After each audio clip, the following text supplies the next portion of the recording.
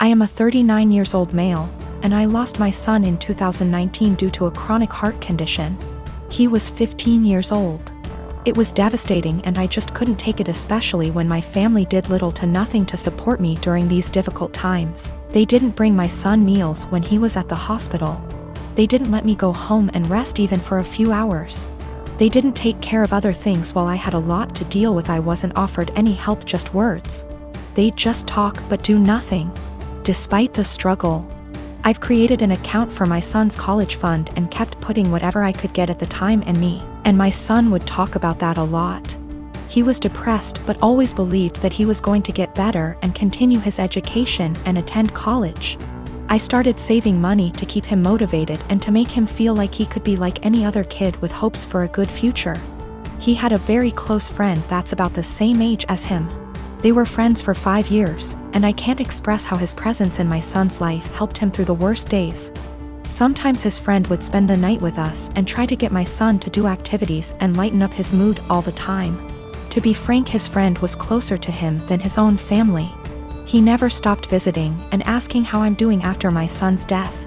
He'd show me handmade projects he made for my son and as a way to remember him, and we'd sometimes just sit and talk together or cry together. Last week, while I was with my family, my sister asked me what I was going to do with my son's college money.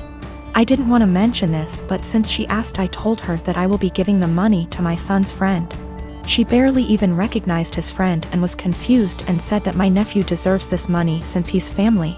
My mom agreed that I wasn't thinking straight and that I should help the people close to me, family, and that my nephew has a right to go to college, and I was wrong for giving this opportunity away to someone else. I didn't know what to say. They kept pointing out that I was making a mistake and how my nephew will resent me if he finds out. Thing is, my nephew wasn't close to my son. I don't even know why he'd be bothered. My sister went on about not being able to afford my nephew's college. I told her this was my decision, and I felt more comfortable that way. She started lashing out, constantly texting me, constantly wanting to talk to me, and ending up arguing. When I snapped, she had my mom calling me, basically guilt-tripping me and telling me I'm wrong and that I needed to think about this. It's just too much pressure and I'm feeling lost and unable to figure out how to deal with this. For some weird reason, my mother-in-law really wants to go into our bedroom whenever she comes over. On one occasion, I followed her as she went upstairs. I was going to get something for my child as the bedrooms are upstairs, and she walked past the bathroom on the main floor and up the stairs behind it. She didn't hear me, and I caught her walking straight into my room and rifling through bills on my dresser. She denied snooping, even though I'd just watched her do it, and said she was just going to use our bathroom because she couldn't find the other ones. She walked right past the one on the main floor and another one in the upstairs hallway to go into our bedroom. Since that happened, I installed an exterior doorknob that requires a key on our bedroom door and one on the door to our office / spare bedroom. However, she's still always forgetting where the bathroom is and trying the bedroom and office door. This really ticks me off. My husband says that I just get annoyed at this because everything she does drives me crazy, and since we've put locks on the rooms we don't want her in, there isn't really a problem anymore. Well, over the holidays we had my in-laws over for dinner, and before they came I was searching for the bedroom keys.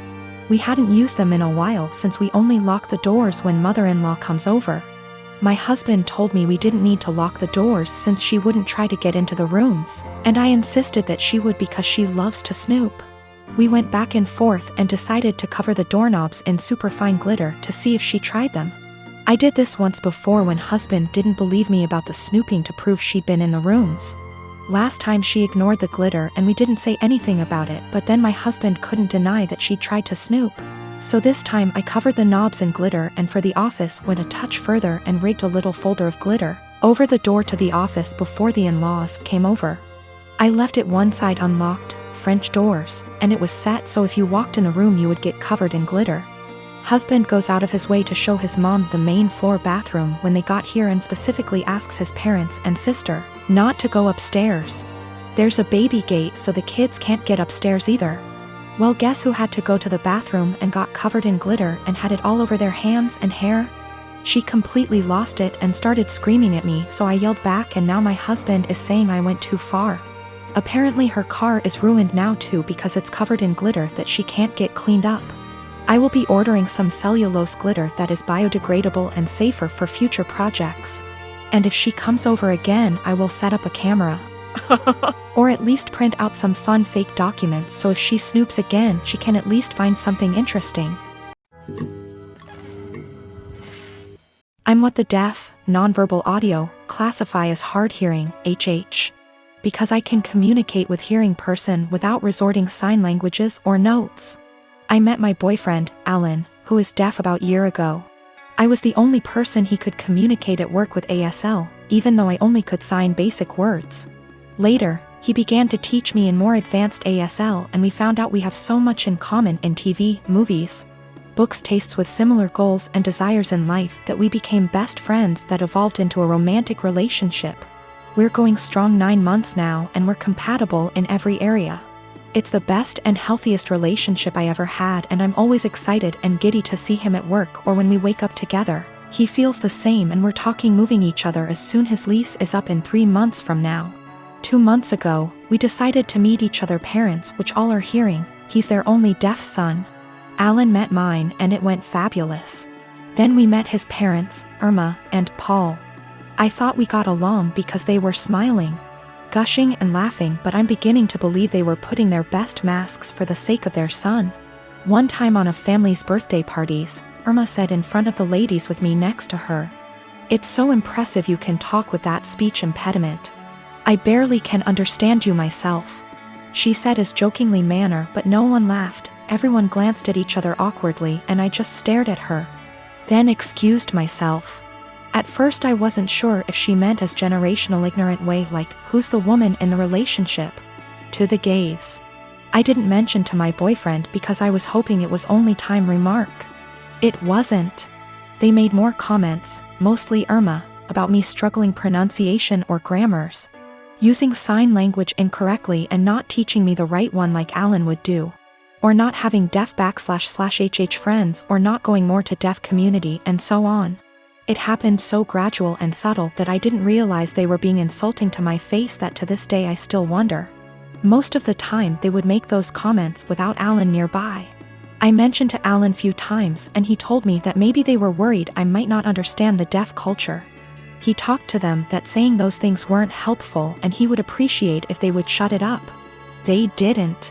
Few weeks ago at barbecue party, Irma and Paul sort of insinuated about my parent for not giving best tool for me, saying it was a shame that my parent didn't put me in deaf school or letting me to get cochlea implant or letting me to study abroad in non-deaf university program.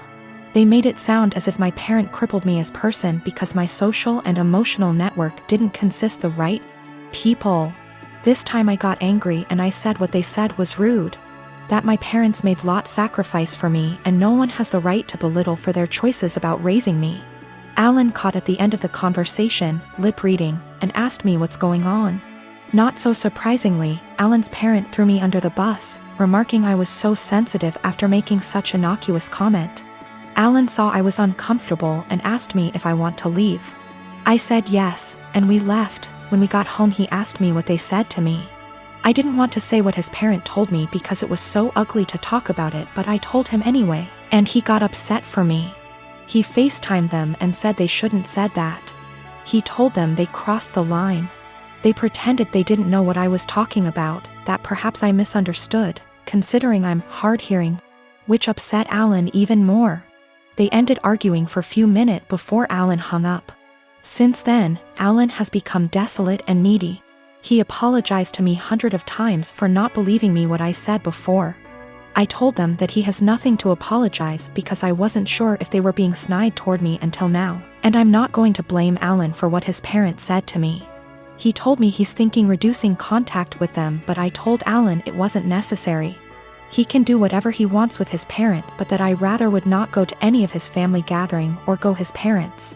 He assured he would never force me or put me in that situation ever again. We're closer together than we were, but he's still sad and he no longer goes to his family gatherings or his parents. I find him staring at nothing in particular for long minutes and his eyes, which used to sparkle, are now dim. I want to cheer him up, but I'm not so sure how to in first place. I just don't know what to do, and I don't understand why his parents are so rude toward me because I'm not completely deaf considering they aren't one. I've been out of the closet since I was 17, in 2007. When I came out, people in my family said some pretty hurtful things, which I totally expected. Being from a Southern Baptist family in God, it hurts to admit this, but my older brother at the time seemed very receptive, surprisingly. He told me that if my dad ever gave me any trouble, to call him and he'd talk to him. That was really the last time we talked about it. Flash forward 13 years, I'm 30, and I'm getting married to my fiancé Scott next year in April, if COVID so graciously allows. I started putting a package together of fun things from my brother and I's childhood, all with the intention of asking him to be my best man.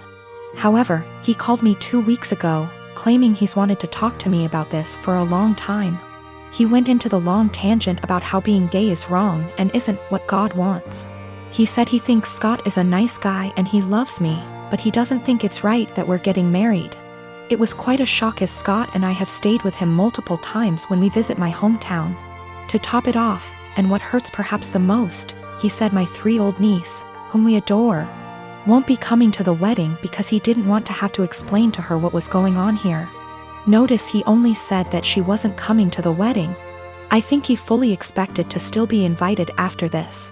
His wife, whom he started dating when I was 12, feels the same apparently. My whole dad's side of the family feels the same way they do, but I've already written them off mostly in my mind. My mother is beyond pissed and upset at them. I think what upsets me the most is a sense of betrayal. They were my safe spot in the family. I felt like because they're close to my age and younger and went to college, they would understand and it wouldn't be a big deal to them. I almost feel a bit embarrassed because Scott comes from a wonderful Italian Catholic family and they've never been anything less than loving and supportive. I told them that, on what is supposed to be one of the happiest days of my life, if they or anyone else is sitting in the audience and in the back of their mind thinking that what we're doing is wrong or not right, they should just stay home. I know my brother and family love me, but it feels up to a point, conditional, and limited. I told them that they learned being gay is wrong. They weren't born not liking gay people. So they can unlearn it, if they were willing. But I don't think that's going to happen.